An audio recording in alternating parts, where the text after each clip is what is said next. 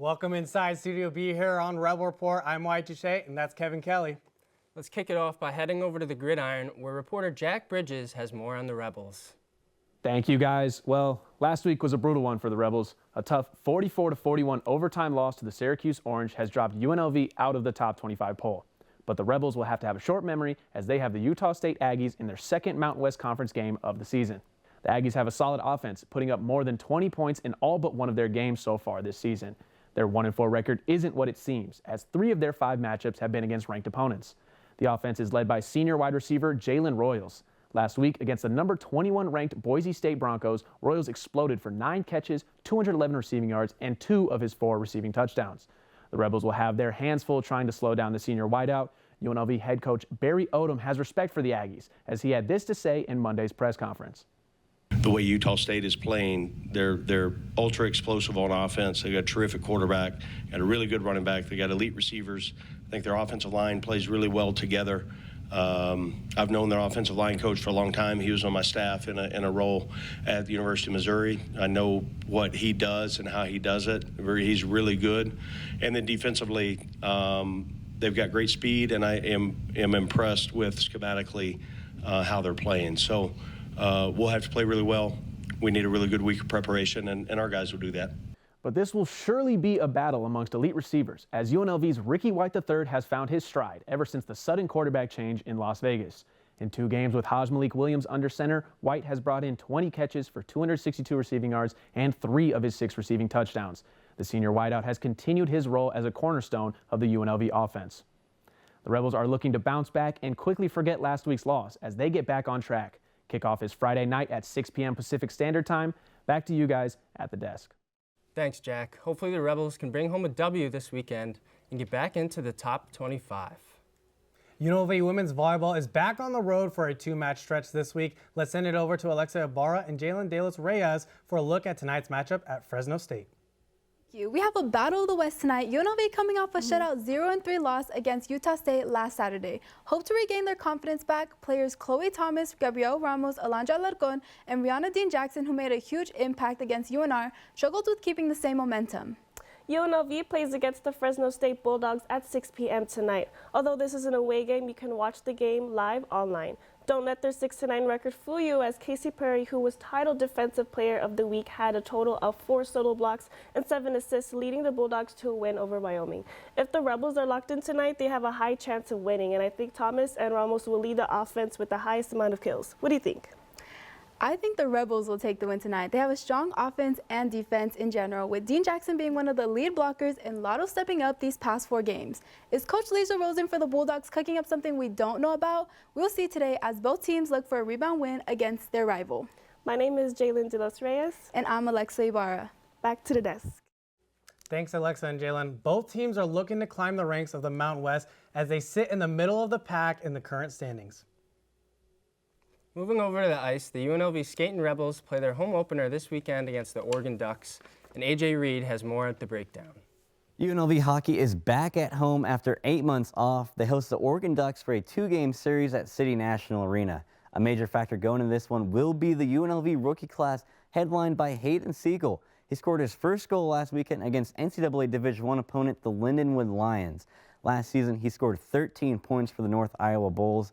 Another freshman to keep an eye on is the 6'6" Ronan Keenan. He holds the Nashville Spartans single-season point record with 88, as well as being the all-time leading scorer for the Spartans with 134 points in just 2 seasons. On the defensive side of things is the captain, Matias Del Monte, who returns for his senior season after scoring 36 points in 31 games for UNLV last year. Skating Rebels are also looking at 3 potential options in between the net, one of which is UCO transfer Doug Wakeland, who pitched a 47-save shutout last season against UNLV. And it also helps that the Skating Rebels have played 2 games already this season going into this weekend. I think it's a good start for us. Obviously, when you can play a Division I opponent like that, with how deep they are, how skilled and fast they move the puck in transition, heavy bodies. So you kind of just test the waters and see where we're at. UNLV will certainly be looking to get ACHA play off on the right foot. Puck drop for Game 1 Friday is at 7:30 p.m. Pacific Standard Time. Guys, back to you at the desk. Thank you for that, AJ. We're all very excited to see how the Skating Rebels perform following a historic run last season. Switching gears to UNLV golf, as both men's and women's teams competed in tournaments over the weekend. The men's team took first place at Trinity Forest Invitational, finishing with a record-breaking score of 34 under 830. They closed with an impressive final round of 8 under 280, beating Loyola Marymount by just 2 shots. Senior Caden Fioroni led the charge with a 5 under 67, while sophomore Zach Little made a strong debut, tying for 4th overall. Meanwhile, the women's team competed at the Ron Moore Intercollegiate in Highlands Ranch, Colorado, securing their first win of the season with a total of 17 under 847. Senior Toa Yokoyama was also named Mountain West Golfer of the Month after an outstanding start to the season. The Rebels are already gearing up for their next games, with the men's heading to Mississippi for the Fallen Oak Collegiate and the women's team preparing for the Jim West Challenge in San Marcos, Texas. Now on to UNLV softball, as the first game of the season is coming up this weekend. Is that a package? Is there no audio?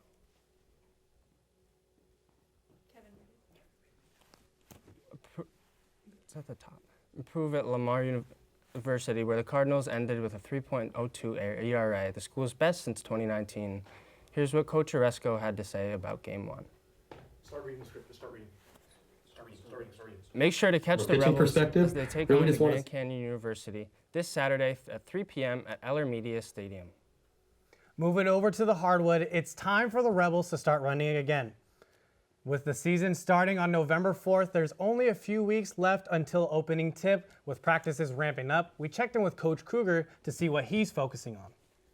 Some things we will be running in February and some things will be completely abandoned, but to figure out what works for us and how to do that, we've just got to catch where we want to catch, cut hard, communicate, be in the right spot so that we can continue to kind of learn off each other. Rebels will continue to build upon last season's campaign, which saw the team win a postseason game for the first time since 2008. Now, quick break. When we come back, we'll take a look at what the Silver and Black are up to this week. After a blowout loss, the 2-3 Las Vegas Raiders return home to Allegiant Stadium to play longtime rival Pittsburgh Steelers. For the keys to a Raiders win this week, let's hear from Ethan Kugler and the Raider Way. With a long and bitter history, these two franchises will battle it out once again to see who reigns supreme in this Week 6 matchup. However, for the Raiders, they have to lock in after failing to defeat the Steelers in their last couple of encounters. For the Raiders to change the story, they need to do a couple of things. First off, they need to play mistake-free football. Though the Raiders are one of the least penalized teams, poor decision-making and miscues have drastically changed the momentum of multiple games. So they'll need to keep it in check when they play an elite and talented defense, especially against their best player, TJ Watt. TJ Watt is a psychopath and a menace to opposing offenses. When this man is on the field, success follows, as shown by the Steelers having a losing record when TJ doesn't play. So the Raiders will need to contain the former Defensive Player of the Year for the best possible chance for a win. And finally, the Raiders will need to slow down the Steelers' run game. The Silver and Black have struggled against the run all season long, as they've given up 131 rushing yards per game. And now playing a team that has great runners like Najee Harris and Justin Fields, Max and the boys will need to lock it down before it's too late. If the Raiders can find success in these areas, they have a great chance to pull off the victory. With that said, I send it back to you guys at the desk. Thank you, Ethan. It will be interesting to see how the Raiders will handle this hard-nosed Steelers defense.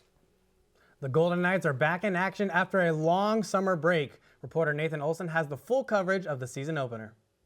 The ice is frozen, the popcorn is fresh, and the Golden Knights are ready to go. The Knights hope that Season 8 is great and starts off with a banger, but it will be a tough task with 82 games throughout the season and possibly playoffs standing in the way of Lord Stanley's Cup.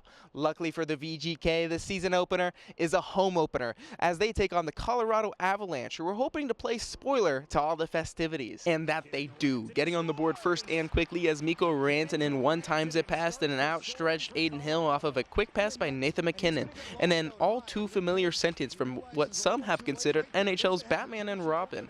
But the Knights are now worried about those playmakers because just seconds later, newcomer Victor Olofsson spins off a defender and sends a nasty shot over the close-sized shoulder of Alexander Gorgiev. Pin perfect placement.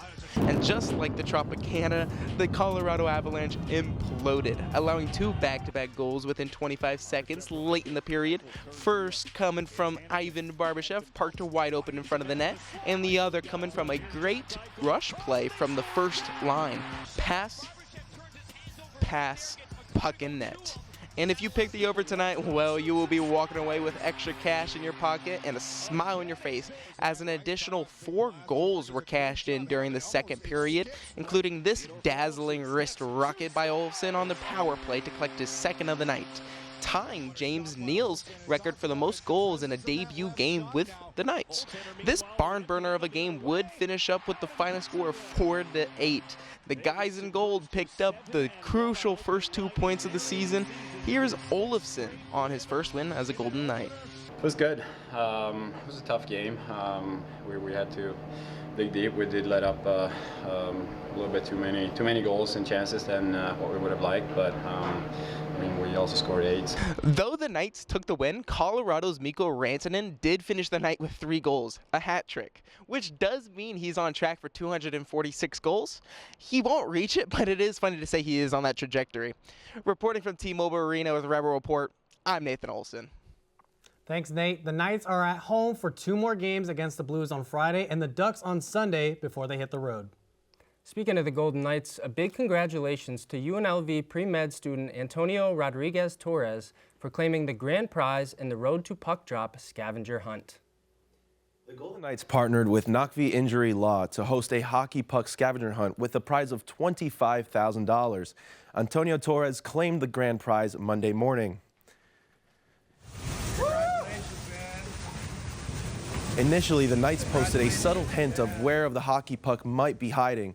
Antonio took this mission seriously, looking all over and managed to find the puck first. It was found on top of the staircase by the student union. Big thank you to Nakvi and the Golden Knights for helping out Antonio. Sending it back to you guys at the desk. This was the 24th prize in the Road to Puck Drop since the hunt began on October 2nd. Heading on to the Diamond, the divisional round of the MLB playoffs started last Saturday. Here's Bryce Dowdy with an update. Thanks, guys. The MLB playoffs have been electric so far. Let's check out some highlights from yesterday's games. Leading off, Giancarlo Stanton blasted this pitch into the stands, giving the Bronx Bombers a 3-2 win over the Kansas City Royals. They now hold a 2-1 series lead, with Game 4 going to be played later on today. In the Tigers game, Riley Green snuck this single into the outfield, putting them up 1-0 early. They wound up winning 3-0, giving them a 2-1 series lead over the Guardians, with their Game 4 being played today as well. In the National League, Mookie Betts smashed his second home run in 2 games, giving the Dodgers a 1-0 lead in the first inning. After winning this matchup 8-0, they send the series back to Los Angeles with a winner-take-all Game 5 against the Padres on Friday. The winner of that game will play none other than the New York Mets. After Francisco Lindor slaughtered this ball for a grand slam, the OMG Mets would finish off the Phillies 4-1 and will play in the NLCS for the first time since 2015. As these series wrap up, we'll keep you updated on all the action as the penultimate round of the playoffs begins. Pitching it back to you guys at the desk.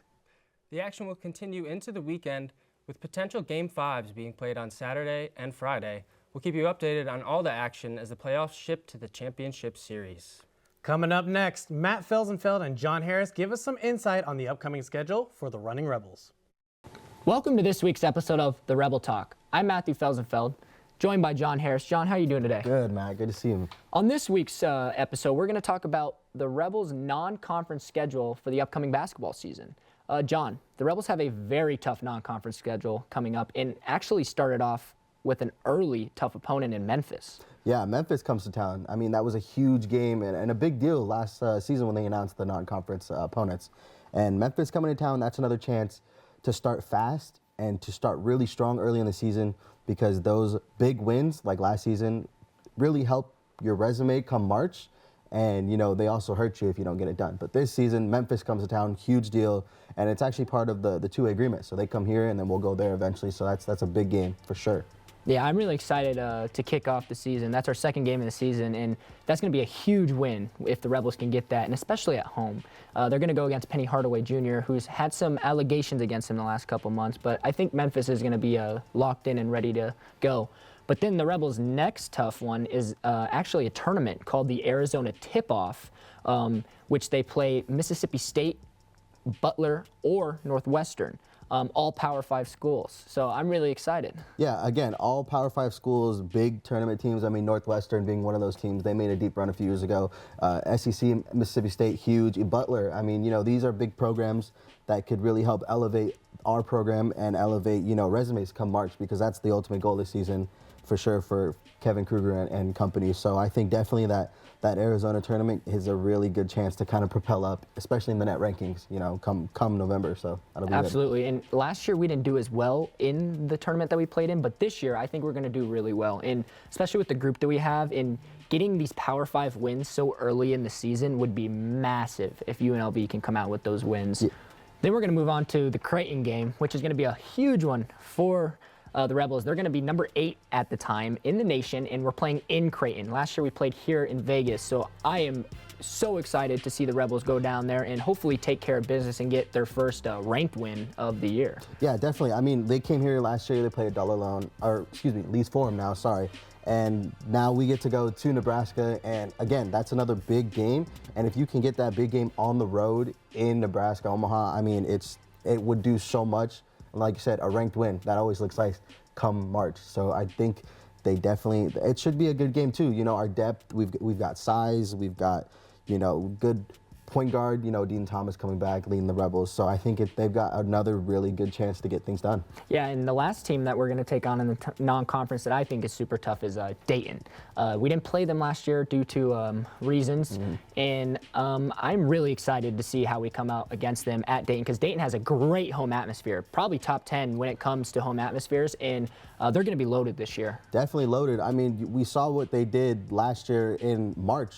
I mean, the Wolfpack came in and they completely fell apart kind of the first half, but that second half, this team doesn't quit. They're strong, they're big, they're resilient, and, they came back, took Nevada out of the tournament. And, we've played Dayton before, and it didn't really go as expected, but this season, I think that we match up well with them. Size, we've got the shooting, we've got, the coaching, so I think it really will be a great matchup come game day. And like you said, the atmosphere, untouchable. It seriously is one of the best arenas to play in the country for sure. Yeah, I'm super excited for that one. I think the boys are going to have a great time going down there and hopefully stealing that win. But that's all the time we have here for today. The Rebels have a tough non-conference schedule coming up in under a month now. So thank you so much for joining us, John. Yeah, Matt. Thank you, guys.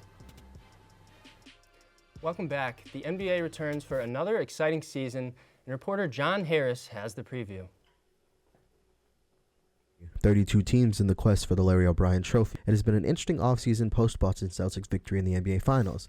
New homes for stars and fresh draft picks looking to add to rosters. Some of the more notable faces, like Karl Anthony Towns, looking to elevate the New York Knicks, giving them some size and reliability in the interior after a three-way trade with the Timberwolves and Hornets. The Dallas Mavericks getting a signing trade done for the four-time champion Klay Thompson. He joins Dallas to create a backcourt with Luka Doncic, looking to avenge their finals loss after last season. And of course, LeBron and his son Bronny James, the first father-son duo in the NBA, with brand new head coach J.J. Redick. Interesting times in Los Angeles as the Lakers look to reload. Betting odds currently favor Boston to repeat in preseason postings, followed by the young KC squad, and then the New York Knicks. The NBA regular season starts on October 22nd, but that's all for me for now. For Red Report, I'm John Harris. First game of the regular season is on October 22nd between the New York Knicks and the Boston Celtics, and tip-off is set for 4:30 p.m. Shifting to the women's, in breaking news, Natalie Nakase has been hired as the first head coach of the WNBA's Golden State Valkyries, the team just announced. Over the summer, Paseo Verde Little League represented Nevada in the 2024 Little League World Series. The team finished 3rd in the nation and 5th in the world. I got the chance to exclusively sit down with my dear friend and manager of the team, Adam Johnson. For the people that don't know, let us know a little bit about your background. Where are you from originally? Yeah, I'm from northern Nevada originally, small town just outside of Lake Tahoe, south of Reno a little bit. Spent 10 years in the Bay Area, and then we've been in Vegas, I guess, since COVID, since 2020. So, I'm a Nevada kid, so to represent this area, this community, this state means a lot to me. When you look at this squad, what do you love most about this group of kids? I mean, it's 12 as one. it's a pinch me moment because, as you know, in sports it's important because it teaches so much about character, and we've got character. We've got, we went through adversity, and they were able to come together because they believe in each other, and that's the one thing I'll take away is that when a team has a goal and they're able to work together to achieve it, anything's possible. And you've been around team sports your whole life, so to watch this group, it's truly, truly amazing. When you go back to those early days of being a coach, having Oliver and having Gus, what would you go back and tell your younger self? Enjoy it. There's definitely some hard car rides home when you coach your kids, but the one thing I've learned is you're a dad first, a coach second. So sometimes you have your coach hat on, and sometimes you're dad. So that separation is important. How has this made you a better dad, father, husband? I think it's made me more understanding just of the appreciation, the sacrifice of everyone. My amazing wife, just the whole community. But without her, this isn't possible because there is so much of it that goes into missing vacations and summers and things like that. So final one, UNLV or UNR? It's Nevada, not Reno, Nevada. Oh man, come on, we repping out here. No.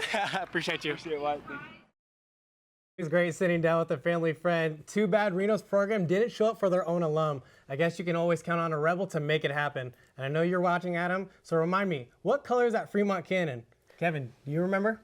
I'm pretty sure it's still red, and I wouldn't bet on it to change, so that's what I'm thinking. Allegiant Stadium is home to both our Las Vegas Raiders and the UNLV Rebels. Alina Langit gives us an exclusive look inside the crib. Have you ever wondered what it's like to work behind the scenes in one of the biggest venues in Las Vegas? Home to the Rebels and the Raiders, Allegiant Stadium is one of the best experiences it has to offer. When you're the home of both the Raiders and the Rebels, there are a lot of high expectations. Everything from the graphics to the ribbons, the scoreboard, is done here in this control room.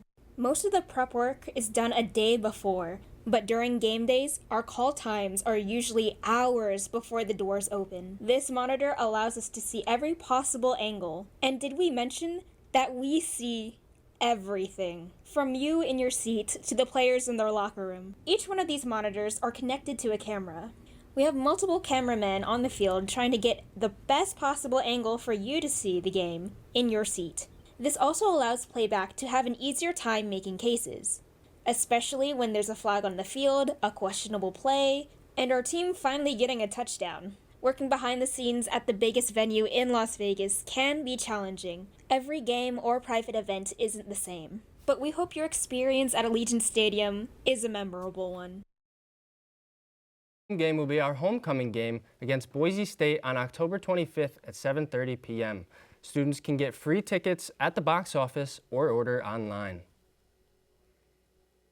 The United States men's national team is set to take on Panama this weekend at the Q2 Stadium in Austin, Texas on Saturday, October 12th. The last time the USMNT took on Panama won 2-1 in the Copa America group stage. This will be Mauricio Pochettino's first time taking charge of the USMNT squad. Pochettino has managed big teams like Tottenham and PSG in the past.